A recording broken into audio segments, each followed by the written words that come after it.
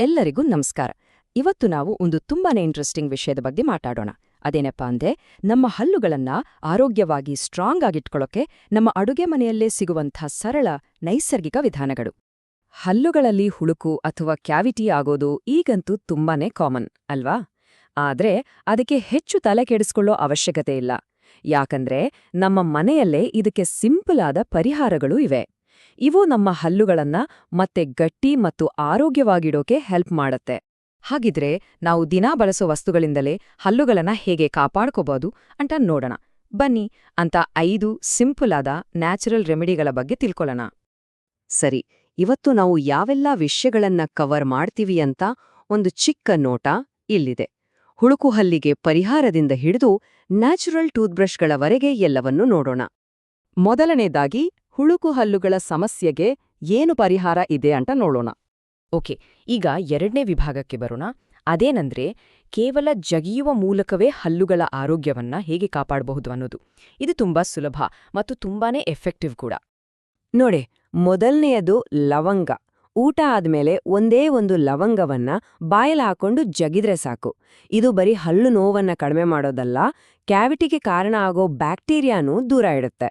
ಇನ್ನೊಂದು, ಪೇರಳೆ ಎಲೆಗಳು. ಹೌದು, ಊಟದ ನಂತರ 1-2 ಪೇರಳೆ ಎಲೆಗಳನ್ನ ಜಗಿಯೋದ್ರಿಂದ ಅದರಲ್ಲಿರೋ ಪವರ್ಫುಲ್ ಆಂಟಿಬ್ಯಾಕ್ಟೀರಿಯಲ್ ಗುಣಗಳು ನಮ್ಮ ಒಸಡುಗಳನ್ನ ಇನ್ಫೆಕ್ಷನ್ನಿಂದ ಕಾಪಾಡುತ್ತೆ. ಅಂದಹಾಗೆ ಲವಂಗ ಯಾಕಿಷ್ಟೊಂದು ಎಫೆಕ್ಟಿವ್ ಗೊತ್ತಾ?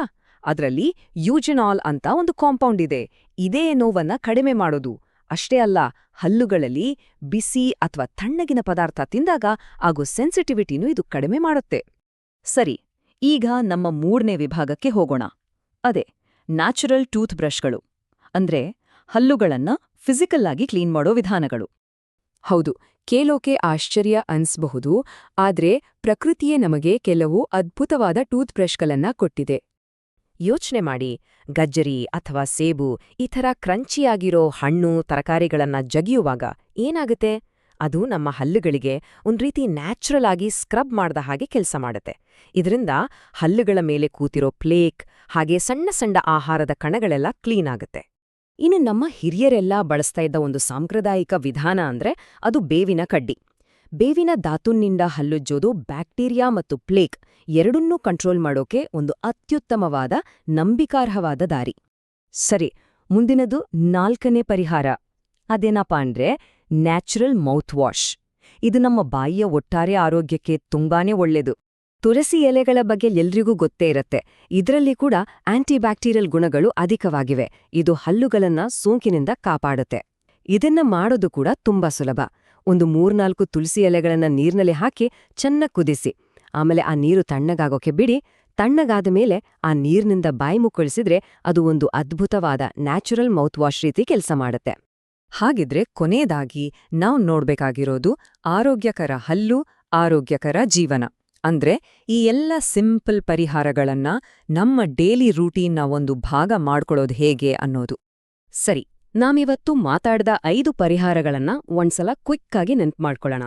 ಮೊದಲನೇದು ಲವಂಗ, ನೋವು ಕಡಿಮೆ ಮಾಡಕ್ಕೆ. 2ನೇದು ಪೇರಳೆ ಎಲೆಗಳು, ಇನ್ಫೆಕ್ಷನ್ ತಡೆಯಕ್ಕೆ. 3ನೇದು ಕ್ಲೀನಿಂಗಾಗಿ ಬೇವಿನ ಕಡ್ಡಿ. 4ನೇದು ನ್ಯಾಚುರಲ್ ಸ್ಕ್ರಬ್ಬಿಂಗ್ಗೆ ಗಜರಿ ಮತ್ತು ಸೇಬಿನಂಥ ತರಕಾರಿಗಳು. ಮತ್ತು 5ನೇದು ತುಳಸಿಯ ನ್ಯಾಚುರಲ್ ಮೌತ್ ವಾಶ್. ನೋಡಿ, ಒಳ್ಳೆ ರಿಸಲ್ಟ್ಸ್ ಬೇಕು ಅಂದ್ರೆ ಈ ಸಿಂಪಲ್ ರೆಮಿಡಿಗಳನ್ನ ಒಂದಿನ ಮಾಡಿ ಬಿಡೋದಲ್ಲ, ಇದನ್ನ ನಮ್ಮ ಡೈಲಿ ಹ್ಯಾಬಿಟ್ ಮಾಡ್ಕೋಬೇಕು. ಹೀಗ್ ಮಾಡಿದ್ರೆ ಖಂಡಿತವಾಗಿಯೂ ನಮ್ಮ ಹಲ್ಲುಗಳನ್ನ ಯಾವಾಗ್ಲೂ ಗಟ್ಟಿಯಾಗಿ ಆರೋಗ್ಯವಾಗಿ ಇಟ್ಕೋಬಹುದು. ಹೋಗೋ ಮುಂಚೆ ಒಂದು ಪ್ರಶ್ನೆ. ನಮ್ಮ ಅಡುಗೆ ಮನೆಯಲ್ಲಿ ಇನ್ನೂ ಎಷ್ಟೊಂದು ಆರೋಗ್ಯದ ಗುಟ್ಟುಗಳು ಅಡಗಿರಬಹುದು ಅಲ್ವಾ? ಸ್ವಲ್ಪ ಯೋಚನೆ ಮಾಡಿ ನೋಡಿ. ಸರಿ, ಮುಂದಿನ ಬಾರಿ ಮತ್ತೊಂದು ಇಂಟ್ರೆಸ್ಟಿಂಗ್ ವಿಷಯದೊಂದಿಗೆ ಮತ್ತೆ ಭೇಟಿಯಾಗೋಣ. ಎಲ್ಲರಿಗೂ ಧನ್ಯವಾದಗಳು. ಲೈಕ್ ಮಾಡಿ, ಸಬ್ಸ್ಕ್ರೈಬ್ ಮಾಡಿ ಮತ್ತು ಶೇರ್ ಮಾಡಿ.